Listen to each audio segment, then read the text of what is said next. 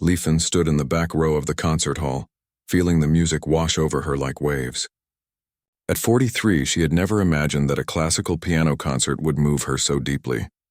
The pianist's fingers danced across the keys, creating sounds that made Leifin's heart swell. She watched, mesmerized as the woman on stage closed her eyes and swayed with the melody, completely lost in her art.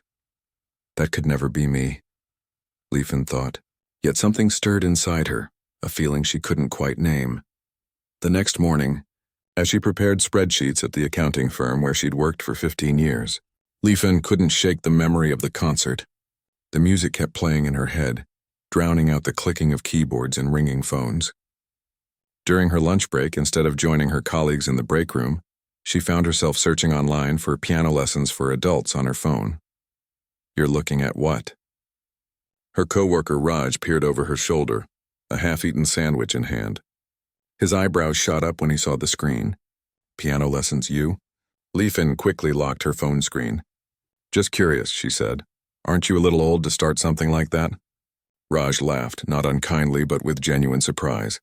"My daughter started when she was 5. It takes years to get good." "I know," Leifin said. "I was just looking." But that evening, instead of driving straight home, Leifin found herself pulling into the parking lot of the community center.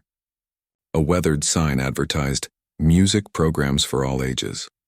Her heart beat faster as she walked through the doors. The woman at the front desk looked up from her computer. "Can I help you?" "I was wondering about piano lessons," Leifin said, her voice smaller than she intended. "For your child?" the woman asked. Leifin shook her head. "For me, actually." The woman's smile faltered for just a moment. "Oh, well, we do have an adult beginners class. It meets twice a week. Most of our adult students are in their 20s and 30s, but we don't have an age limit." She slid a brochure across the counter. Leifin took it, noticing how her hand trembled slightly. "Thank you. I'll think about it." That night she couldn't sleep. She kept seeing the pianist's hands, hearing the music. Finally, at 2 in the morning, she got up and sent an email registering for the class. Before she could change her mind, she hit send and closed her laptop with a decisive click. The next day, she told her sister May about her decision during their weekly phone call. "Piano? You?" May laughed so hard that Leifin had to hold the phone away from her ear. "What brought this on? You never even liked those lessons Mom made us take as kids." "I know it seems strange," Leifin admitted, "but I went to this concert and something just happened. I can't explain it." "Well, good luck with that. Don't spend too much money on it, though. You know how these phases go." At work, the news spread quickly. Leifin hadn't meant to tell anyone, but Raj had mentioned it to others, and soon the entire accounting department knew about her new hobby. "Midlife crisis?" joked Tom from the cubicle next to hers. "I heard piano helps with arthritis in old age," quipped someone else, loud enough for Leifin to hear. She tried to laugh along, to show she was a good sport, but their words stung. Still, when Thursday evening came, Leifin drove to the community center for her first lesson, her stomach tight with nerves. The classroom had 6 keyboards set up in a row. Leifin was the first student to arrive. She chose the keyboard farthest from the door and sat down, feeling out of place. Gradually, others filtered in. A college-age boy with headphones around his neck. 2 women in their 30s who seemed to know each other. A man about Leifin's age who nodded politely at her. And finally, a teenager who slumped into the chair at the keyboard next to Leifin's the teacher, Ms. Yuna, was a small woman with short gray hair and quick, precise movements. She went around the room asking each student why they wanted to learn piano. "I'm in a band, but I only play guitar right now," said the college boy. "We've always wanted to learn, and finally have the time," said one of the 30-something women. When it was Leifin's turn, she swallowed hard. "I went to a concert recently, and it made me feel something I've never felt before. I want to understand how music does that." Ms. Yuna's eyes brightened. "That's perhaps the best reason of all," she said, and Leifin felt a small glow of pride. The first lesson was basic, learning the names of the keys, proper hand position, simple exercises. Leifin's fingers felt stiff and uncooperative. She kept making mistakes, having to start over. "Don't worry," Ms. Yuna assured her. "Everyone struggles at first." But as weeks passed, Leifin noticed something odd. While the other students progressed at a steady pace, she seemed to be advancing faster despite her initial clumsiness. Music theory, which confused many of her classmates, made perfect sense to her, like the numbers she worked with every day. She bought a keyboard for her apartment and began practicing every evening after work. Sometimes she practiced so long that she lost track of time, only realizing how late it was when her neighbors knocked on the wall. She would apologize, embarrassed, and put on headphones instead. At the office, the jokes continued. "How's Beethoven today?" Raj would ask. "When's your concert at Carnegie Hall?" Others teased. Li Fen smiled and deflected, but privately she began to wonder if they were right to mock her. What was she doing? A middle-aged accountant with no musical background thinking she could learn to play piano? Was she just making a fool of herself? These doubts were strongest after a particularly difficult lesson where she couldn't master a technique that the younger students picked up easily. "I'm too old for this," she told Ms. Yuna after class. Her voice thick with frustration, Ms. Yuna looked at her thoughtfully. "Do you enjoy playing?" "Yes," Li Fen admitted. "More than I've enjoyed anything in a long time." "Then age doesn't matter." "And actually, Li Fen, I've been meaning to speak with you. You have something special. An unusual sensitivity to tone and rhythm. It's rare, especially in adult beginners." Li Fen stared at her teacher in disbelief. "You're just being kind." Ms. Yuna shook her head firmly. "I don't give false praise. It doesn't help anyone. I'm telling you this because I think you should consider performing in the recital next month." "Recital?" Li Fen's mouth went dry. "In front of people?" "It's a small event, just students and their families. But it's good to have a goal to work toward." Li Fen thought about her co-workers' faces if they heard she was performing in a recital. She imagined her sister's laughter, but then she thought about the pianist at the concert, how she had moved everyone in that hall with just her hands and a piano. "I'll think about it," Li Fen said. That night she had a strange dream. She was sitting at a grand piano on a stage, but her fingers wouldn't move. The audience began to laugh, softly at first, then louder, until their laughter drowned out everything else. Li Fen woke up with her heart racing, sheets tangled around her, despite the dream. The next morning, she found herself at her keyboard before dawn, practicing the simple piece Ms. Yuna had suggested for the recital. There was a peace in those early morning hours that she had never known before. Just her and the music, as the world outside her window slowly brightened with the rising sun. When she finally told her colleagues about the recital, their reactions were exactly as she'd feared. "You're not seriously going to do that, are you?" Tom asked, looking genuinely concerned. "It's just a small thing," Li Fen said, "for the students. But don't you have to be, good?" Someone else chimed in and several people laughed. That evening, as Li Fen practiced, those laughs echoed in her head. Her fingers kept hitting wrong notes. Frustration built until she slammed the keyboard lid down and walked away.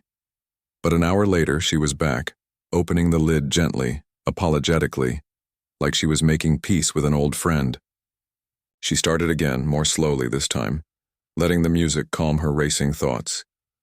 "One note at a time," she whispered to herself, remembering Ms. Yuna's words.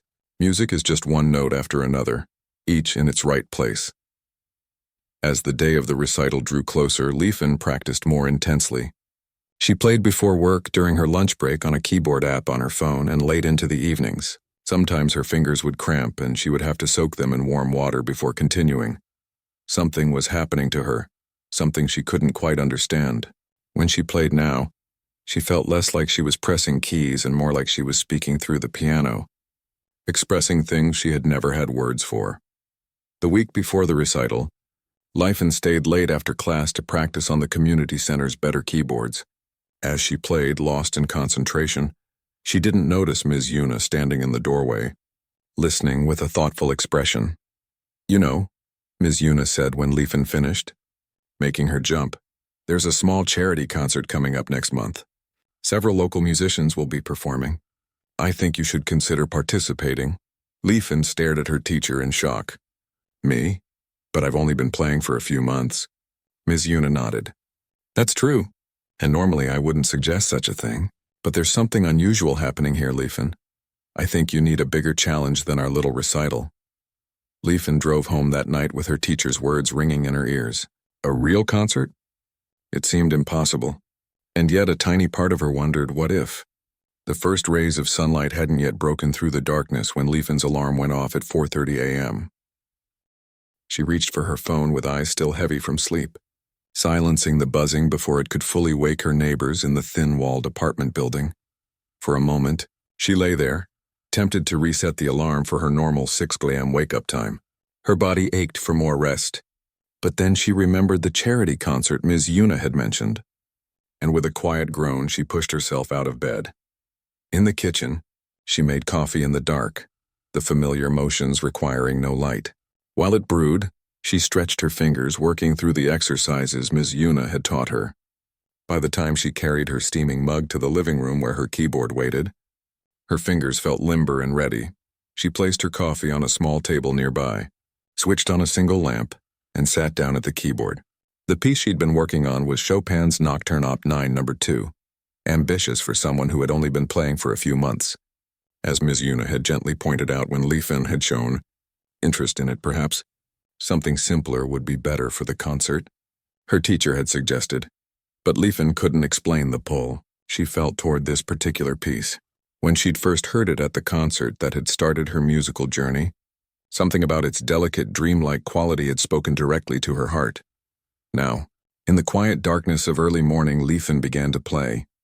The first notes filled her small living room, tentative at first, then growing more confident. She played the same section over and over, working through the difficult passages until her fingers began to find their own way across the keys. Sometimes, in moments like this, Li-Fin felt almost as if she were watching herself from outside her body. Her hands seemed to know what to do without her conscious direction, finding patterns and expressions she hadn't deliberately put there. At 6:30 a.m., she reluctantly stopped, her coffee long cold and untouched. She had to get ready for work. As she showered and dressed, melodies continued to play in her head, her fingers twitching slightly with phantom movements. "You look tired," said Raj when she arrived at the office. "Late night?" "Early morning," Li-Fin replied, turning on her computer. "I've been practicing." Raj raised his eyebrows. "Still with the piano thing? I thought you'd have given up by now." "Not yet," she said with a small smile. During her lunch break, instead of joining her colleagues in the cafeteria, Li-Fin went to her car.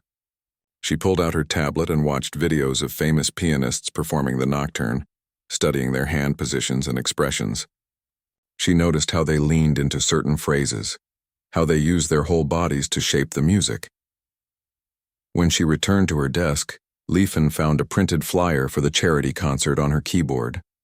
Someone had drawn a cartoon of a person falling off a piano bench with musical notes flying everywhere. Below it, someone had scrawled, "Break a leg," literally. She crumpled it up and tossed it in the recycling bin, her cheeks burning. But that evening, she practiced even longer than usual, pushing through difficult passages with renewed determination. The weekend arrived, and while her friends went to movies or met for brunch, Li-Fin spent hours at her keyboard. By Sunday afternoon, her back ached and her eyes felt strained from focusing on sheet music, but she could play through the entire piece without stopping. Still, something was missing. The notes were correct, the timing was right, but when she recorded herself and listened back, she could hear that her playing lacked the emotional depth she'd heard in the recordings. On Monday morning, Li-Fin arrived at work to find an email from Ms. Yuna in her inbox. "The concert program is being finalized this week," her teacher had written. "Please let me know if you will be participating and what piece you will perform." Li-Fin stared at the screen, her stomach churning. Could she really do this? Play in front of strangers?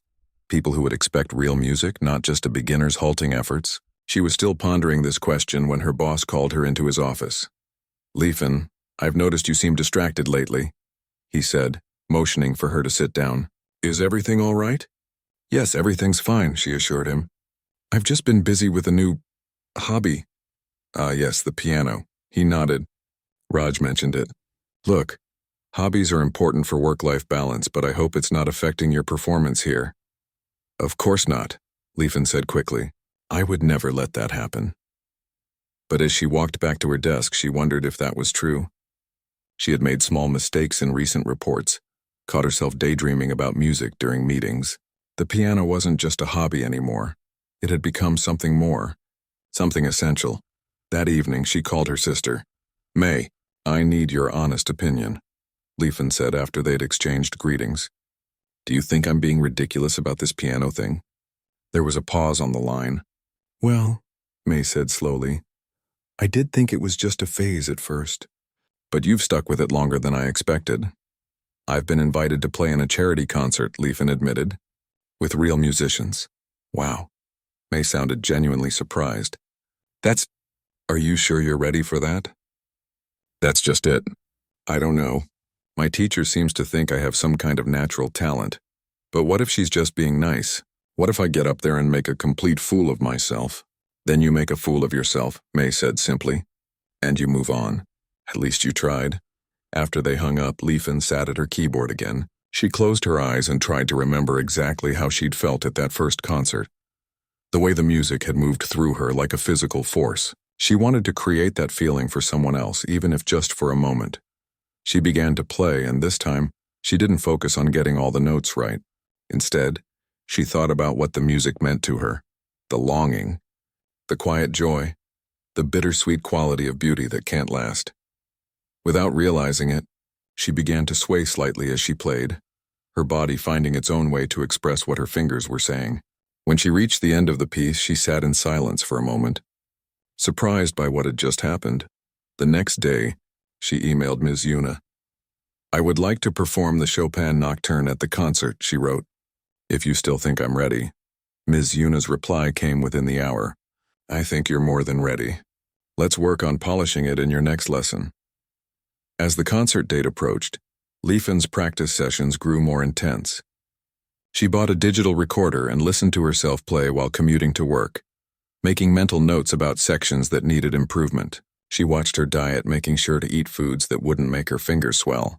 She even started doing hand exercises recommended for pianists on a pianist forum she joined online. At work, the teasing continued, but it had taken on a different quality. There was a hint of confusion now, perhaps even respect when her colleagues saw her dedication. You're really serious about this, aren't you? Raj asked one day, his tone genuinely curious rather than mocking. Yes, Leafin said. I am. 2 weeks before the concert, Ms. Yuna asked Leafin to stay after class. I wanted to talk to you about something, her teacher said once the other students had left. Have you ever had any kind of brain injury? Even a minor one? Leafin blinked, surprised by the question. I was in a small car accident about 3 months before I started lessons. Nothing serious, the airbag went off and I had a mild concussion. Why do you ask? Ms. Yuna hesitated. There's a phenomenon called acquired savant syndrome. Sometimes, after a brain injury, people develop unusual abilities, often in music or mathematics. Your progress has been remarkable, Leafin. Far beyond what I would expect from any beginner, regardless of natural talent. Leafin felt her cheeks grow warm. Are you saying there's something wrong with my brain? Not wrong, Ms. Yuna said quickly. Just different, perhaps. Changed by your experience. I've been teaching for 30 years, and I've never seen anyone progress as you have in such a short time. On the drive home, Leafin's thoughts raced. Was her new passion just the result of a bump on the head? Did that make it less meaningful somehow, less real? That night she couldn't bring herself to practice. Instead, she searched online for information about acquired savant syndrome, reading stories of people who had suddenly developed extraordinary abilities after accidents or strokes. The next morning, she woke up before her alarm, a sense of resolve settling over her. Whether her ability came from some neurological quirk or not, the joy she felt when playing was genuine. The music was real. That was what mattered. She sat down at her keyboard in the pre-dawn darkness and began to play. In the days that followed, Leafin practiced with renewed purpose. She took a day off work the week before the concert, spending hours refining her interpretation of the nocturne. She practiced playing while others were in the room, asking her neighbor to come listen, preparing herself for the pressure of an audience. The evening before the concert, she received a text message from Raj.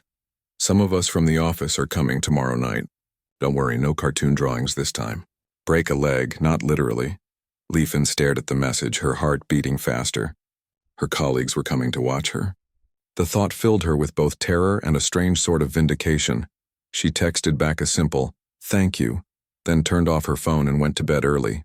Tomorrow would be the test of everything she'd been working toward. Tomorrow she would discover if she truly had something to say through music, or if she'd been fooling herself all along. As she drifted off to sleep, melodies played in her head, her fingers twitching slightly against the blanket, still practicing, still reaching for something just beyond her grasp. The morning of the concert, Leafin woke with a knot in her stomach. She reached for her phone, checking the time. 5:45 a.m.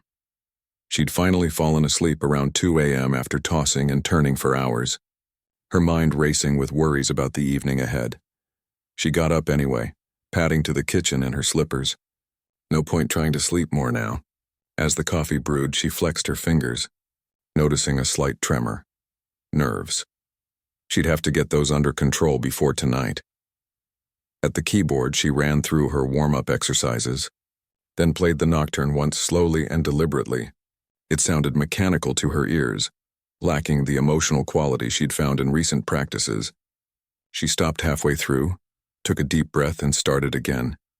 This time she closed her eyes and tried to let go of her anxiety, to find that place where the music seemed to play itself through her. It was better, but still not what she wanted.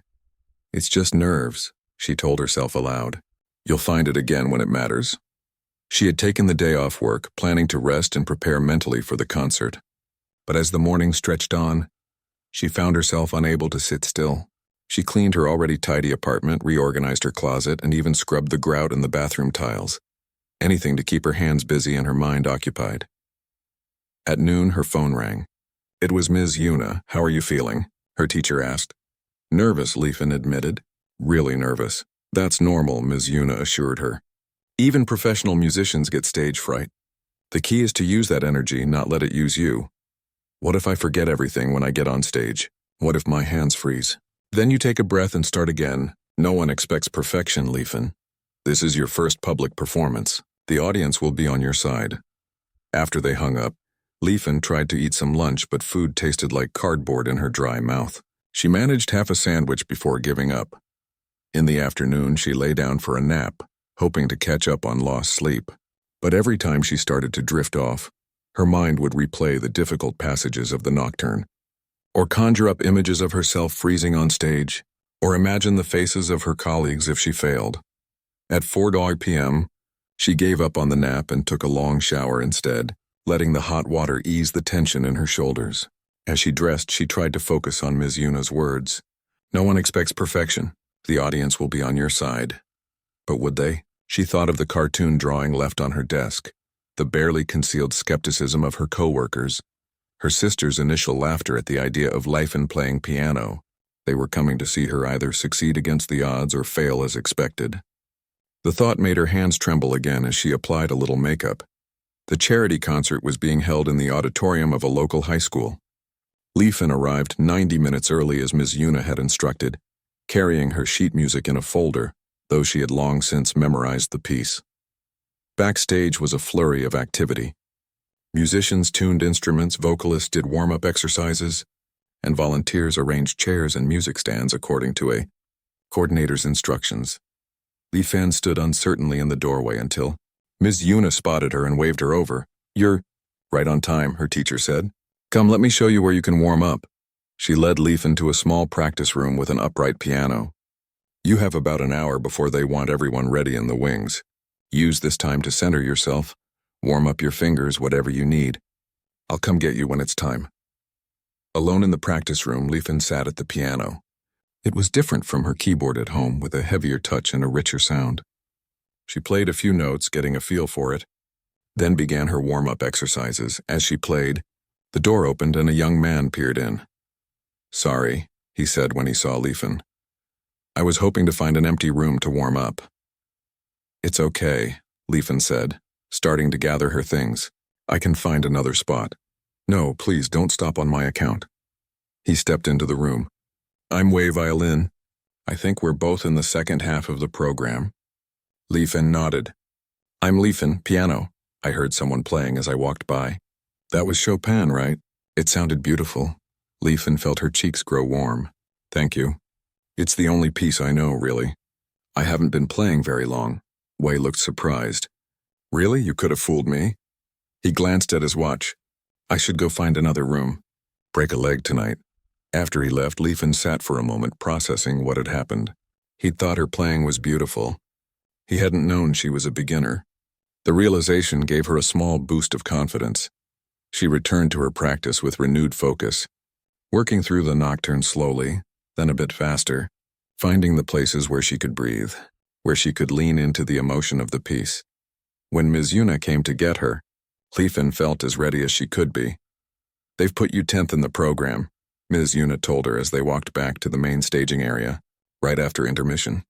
"That's a good spot. The audience will be refreshed, attentive." Backstage was more crowded now, with performers in concert attire making last-minute adjustments to hair or bow ties.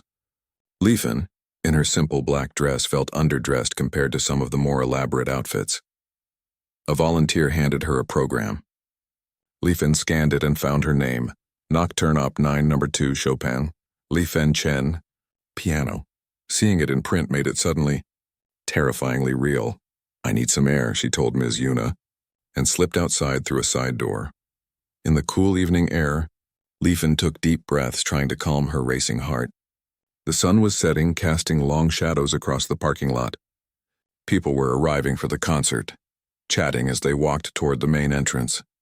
Leifin spotted a familiar face in the crowd, Raj, accompanied by several other people from her office. They were laughing about something, unaware of her watching from the shadows. She ducked back inside before they could see her. The first half of the concert passed in a blur. Leifin watched from the wings as musicians took their turns on stage. A string quartet, a flautist, a soprano with a pianist accompanying her. All of them seemed so confident, so at home under the lights. During intermission, the backstage area became chaotic again as performers from the first half exited, and those for the second half prepared to go on. Leifin found a quiet corner and closed her eyes, mentally playing through her piece one more time. 5 minutes, a volunteer announced, moving through the crowd. Leifin's mouth went dry. She accepted a cup of water from Ms. Yuna, who had appeared silently beside her. "Remember," her teacher said, "the music already knows what to do. Just let it flow through you." Leifin nodded, not trusting herself to speak. The lights dimmed, signaling the end of intermission. The audience quieted as they returned to their seats. Leifin watched as the first performer after the break, a cellist, took the stage to polite applause. One by one, the performers ahead of her completed their pieces and exited the stage. Leifin's heart pounded harder with each one, until she could feel it in her throat, her fingertips, and then, too soon, the 9th performer was taking her bows and a stagehand was motioning to Leifin. "You're up next." Ms. Yuna squeezed her arm. "Trust yourself," she whispered. Leifin walked onto the stage, the bright lights momentarily blinding her.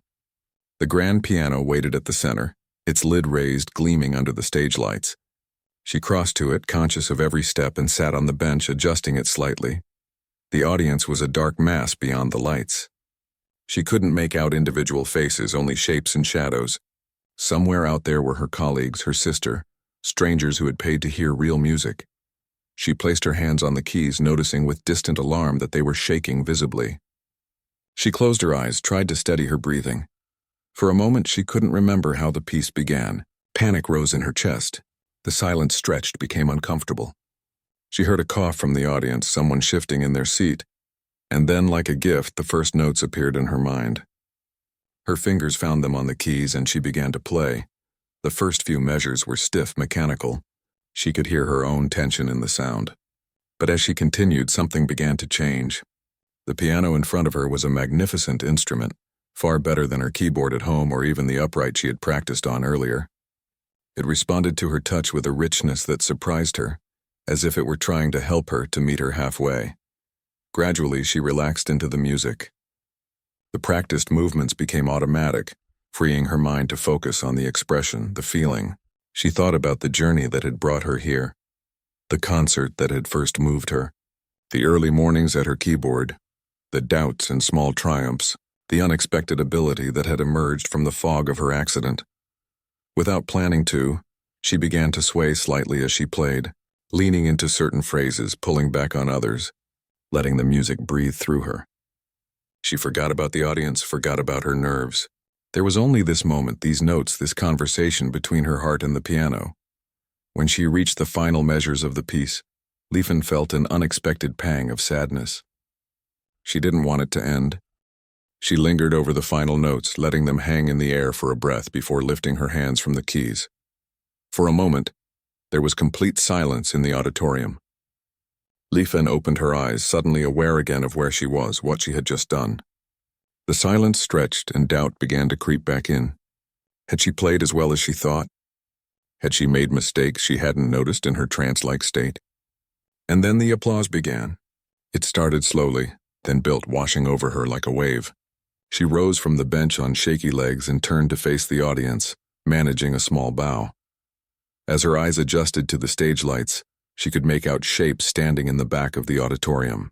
People were giving her a standing ovation. She squinted, trying to see better, and recognized Raj's tall figure among those standing. Still dazed, she made her way off stage, where Ms. Yuna waited with tears in her eyes. That, her teacher said, was not the playing of a beginner. Leifin could only nod, words beyond her at that moment. Something had happened out there on that stage, something she couldn't yet understand or explain, but she knew with absolute certainty that this was only the beginning of her journey with music. In that moment, all the ridicule, all the self-doubt, all the questioning of whether her ability was real or just the result of her accident, none of it mattered. She had found her voice at the piano, and for the first time in her life, she had been truly heard. The morning after the concert, Leifin woke to sunlight streaming through her curtains. For a moment she lay still, wondering if the previous night had been a dream, but the memory of applause still echoed in her ears and a deep sense of satisfaction settled in her chest. It had been real. Her phone buzzed on the nightstand. She picked it up to find dozens of notifications, text messages, emails, social media alerts. It seemed everyone she knew had something to say about her performance. The first message was from May. "My little sister, the piano genius. Why didn't you tell me you were that good? People can't stop talking about you." There were messages from colleagues, even those who had teased her mercilessly. Completely blown away.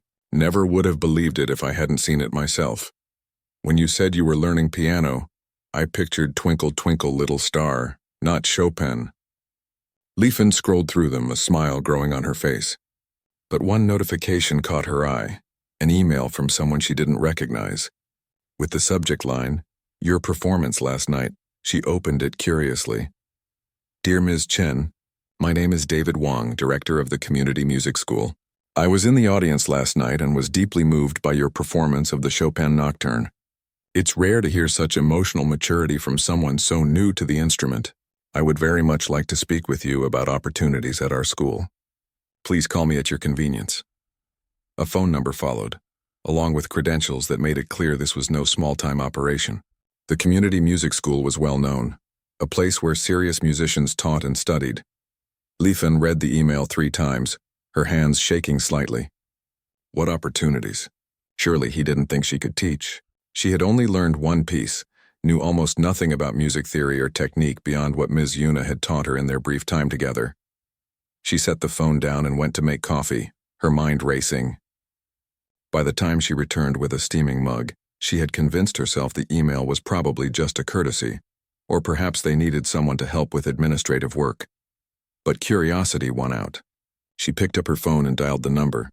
"Mr. Wang, this is Leifin Chen. I received your email about my performance last night. Ms. Chen, thank you for calling. I was hoping to arrange a meeting with you this week if possible. There's someone I'd like you to meet, and I have a proposition that might interest you." They arranged to meet the following afternoon at the music school. After hanging up, Leifin sat at her keyboard, running her fingers lightly over the keys. What could the director of a prestigious music school possibly want with her? The next day, she left work early, telling her boss she had a doctor's appointment. The lie made her uncomfortable, but she wasn't ready to explain where she was really going. She'd had enough of workplace commentary on her musical pursuits. The Community Music School occupied a renovated Victorian house in a quiet neighborhood. Inside, the high-ceilinged rooms had been converted into studios and practice rooms. The sounds of various instruments, violin, trumpet, piano, filtered through the hallways, creating a cacophony that somehow worked together, like a living organism of sound. The receptionist directed Leifin to a large office at the back of the building. When she entered, she found Mr. Wang, a bespectacled man in his 60s, speaking with an elegant older woman. Ms. Chen, welcome, Mr. Wang said, rising to shake her hand. This is Dr. Harriet Lin, our piano department chair. Dr. Lin extended her hand. Her grip was firm, her gaze direct and assessing. Please, sit down. Mr. Wang gestured to an empty chair. Would you like some tea? Once they were settled with steaming cups, Dr. Lin leaned forward. I attended the concert specifically to hear one of my former students perform, but it was your playing that I kept thinking about afterward. Li Fen's cheeks grew warm. Thank you, but I'm sure there were far better pianists there. More technically proficient, perhaps, Dr. Lin said. But technique can be taught. What you have, the ability to connect emotionally with the music to make the audience feel what you feel, that's much rarer. Mr. Wang nodded. Dr. Lin and I have been discussing a special program we're developing for adult musicians with unusual talents or backgrounds. When we heard you play, we immediately thought you would be perfect for it. But I've only been playing for a few months, Li Fen protested. I only know one piece. Your teacher told us about your background after the concert, Dr. Lin said. Your progress in such a short time is remarkable. We'd like to understand it better and help you develop your gift. They explained their proposal. Li Fen would receive a scholarship for advanced private lessons with Dr. Lin. In exchange, she would participate in a research study on musical development in adults, particularly those with acquired musical abilities following neurological events. We've contacted a neurologist who specializes in this area, Mr. Wang explained. With your permission, they would conduct some non-invasive tests, brain scans, cognitive assessments while you play. The goal is to understand what's happening in your brain that allows you to learn and express music so intuitively. Li Fen sat back in her chair, overwhelmed. You want to study my brain? Like a science experiment? Dr. Lin's expression softened. Not just that. We want to nurture your talent wherever it comes from. The research is secondary to helping you become the pianist you could be. And what if it turns out I don't really have talent? Li Fen voiced her deepest fear. What if it's just some weird side effect of my accident that will fade away? Then we'll have learned something valuable about how the brain processes music, Dr. Lin said. But I don't think that's the case. What I heard that night wasn't just technique or a neurological quirk. It was musicality. That comes from the heart, not the brain. Li Fen left the meeting with a folder of information about the program and a promise to think it over. Walking to her car, her mind buzzed with questions and possibilities. Could she really become a serious pianist? Could she balance that with her job, her existing life? At home, she called her sister. They want to scan my brain, May, like I'm some kind of freak show. Or like you're a medical miracle, May countered. This is fascinating, Li Fen. And they're offering you free lessons with a top teacher. Do you know how much those would normally cost? But what about my job? I can't just throw away 15 years in accounting to become a pianist. Who said anything about throwing it away? Start with the lessons, see where it goes. You've spent your whole life being practical. Maybe it's time to follow this strange new path for a while. See where it leads. The following week, Li Fen met with Ms. Yuna to discuss the offer. Dr. Lin is exceptional, her teacher said. She rarely takes new students these days. You'd be learning from one of the best. But you've been a wonderful teacher, Li Fen protested. I wouldn't have gotten this far without you, Ms. Yuna smiled. My job was to open the door for you. Now it's time for someone else to guide you further down the path. That's how it works in music. We stand on the shoulders of those who taught us, then reach higher. That evening, Li Fen sat at her keyboard for a long time without playing. She thought about the past few months, how music had changed her life in ways she never could have predicted. She thought about her colleagues' faces after her performance, the pride in her sister's voice, the feeling of connection with the audience. Finally, she reached for her phone and called Mr. Wang. I'd like to accept your offer, she said. Both the lessons and the research study. Excellent. Dr. Lin will be thrilled. When can you start? There's just one condition, Li Fen said, surprising herself with her boldness. I want to learn more than just classical pieces. I want to understand how music works, how to create my own. I think that can be arranged, Mr. Wang said, and she could hear the smile in his voice. The next few weeks were a whirlwind of activity. Li Fen continued her regular job during the day, but her evenings and weekends were now filled with piano lessons, theory classes, and sessions at the neurology lab where researchers mapped her brain activity while she played or listened to music. Dr. Lin was demanding but insightful, pushing Li-Fen to develop technique to match her intuitive understanding of musical expression. "Your hands need to catch up to your heart," she would say when Li-Fen struggled with a difficult passage. "Practice slowly, build the pathways in your brain. The feeling will wait for you." The neurologists were fascinated by what they saw in the scans. "Your brain processes music differently than most people," Dr. Chen, the lead researcher, explained, showing her colorful images of her brain activity. "These areas that normally handle spatial reasoning and language are lighting up when you play music. It's as if your accident created new connections, new pathways for information."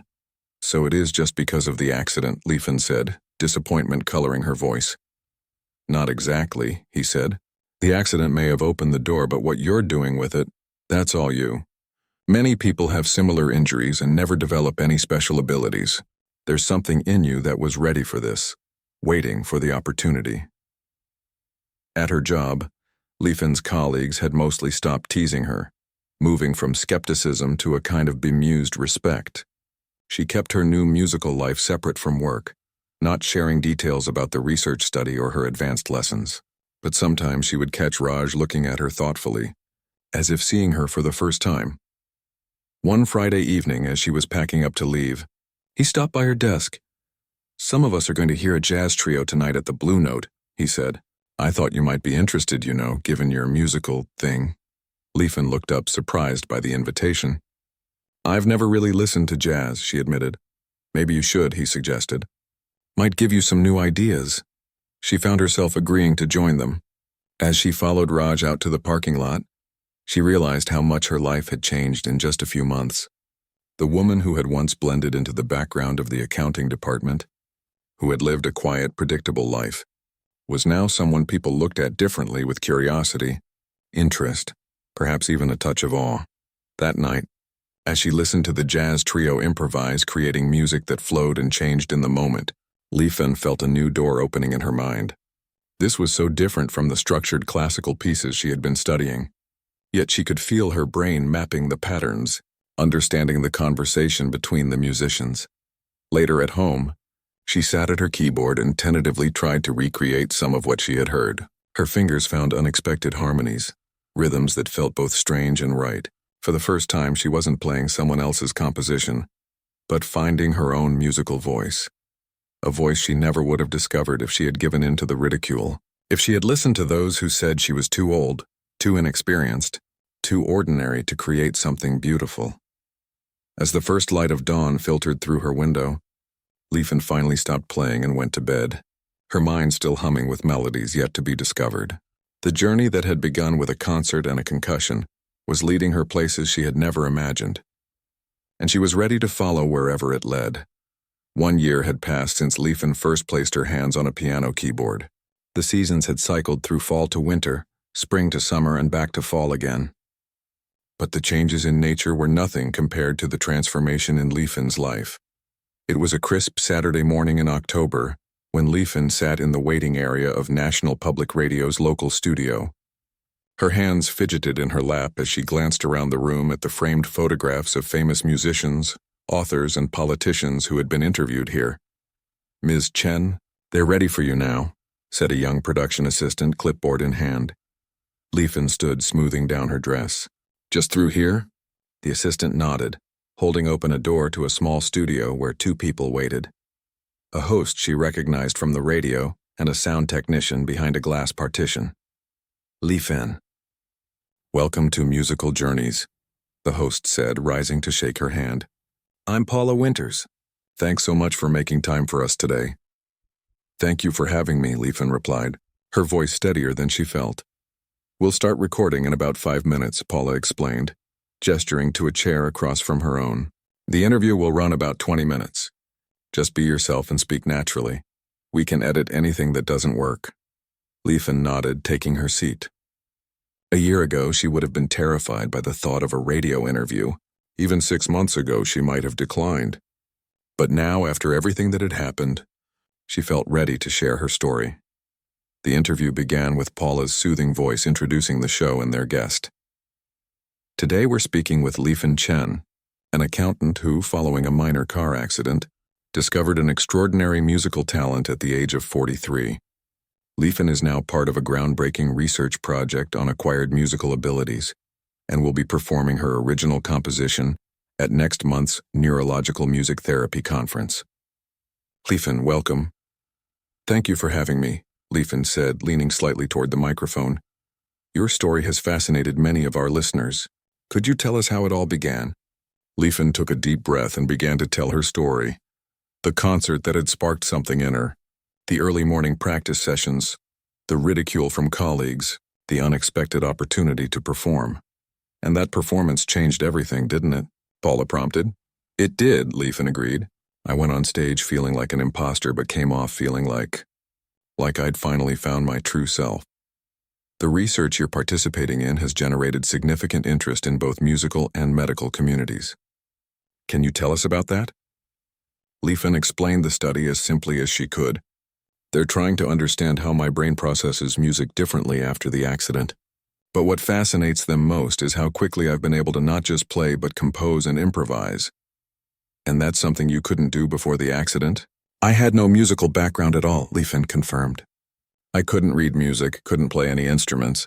Music was just something nice to listen to in the background. Yet now you're composing original works. We actually have a recording of your recent performance at the Community Music School's spring concert.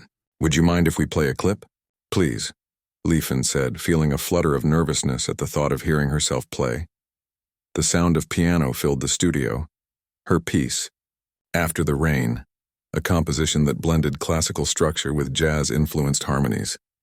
Leifin closed her eyes, transported back to that performance, remembering how the music had flowed through her, how the audience had held their breath during the quiet middle section. When the clip ended, Paula said softly, "That was beautiful, Leifin. Can you describe what it feels like when you're playing like that?" Leifin opened her eyes. It's like being completely present and somewhere else at the same time. My conscious mind steps back and something deeper takes over. I'm still making choices, but they come from an intuitive place I can't fully explain. The neurologists studying you have some theories, though, don't they? They do, Leifin nodded. The accident damaged a small area of my brain that normally inhibits certain neural pathways. Dr. Chen, the lead researcher, believes this may have unleashed creative and musical abilities that were always there but somehow blocked. So the talent was inside you all along? Leifin considered this. I think the potential was there, but whether I would have ever discovered it without the accident? That's impossible to know. The interview continued, touching on how her life had changed, her ongoing balance between accounting work and musical pursuits, and her upcoming performance at the conference. One last question, Paula said as their time drew to a close. What would you say to someone who thinks it's too late to discover a new passion or ability? Leifin smiled. I'd say there's no such thing as too late. Our brains are capable of remarkable changes throughout our lives. The real barrier isn't age, it's fear. Fear of looking foolish, fear of failure. I was ridiculed when I started playing piano. If I had listened to those voices, I would never have discovered this part of myself. After the interview, Leifin walked through the city park, reliving the conversation. It still felt surreal to be talking about herself this way, to be seen as someone with a story worth sharing. Her phone rang. It was Dr. Lin. I just heard from the conference organizers, her teacher said without preamble. They've moved your performance to the closing night. It's a bigger spotlight, Leifin. They're very excited about your new piece. Leifin sat down on a bench, suddenly needing to catch her breath. The closing night? But that's when all the important people will be there, the keynote speakers, the department heads. Exactly, Dr. Lin said. This is an opportunity to share your music with people who can open doors for you. You're ready for this? Am I? Leifin whispered. More than ready, Dr. Lin assured her. Meet me at the school tomorrow morning at 9. We'll work through the new composition. After hanging up, Leifin remained on the bench watching children play on a nearby playground.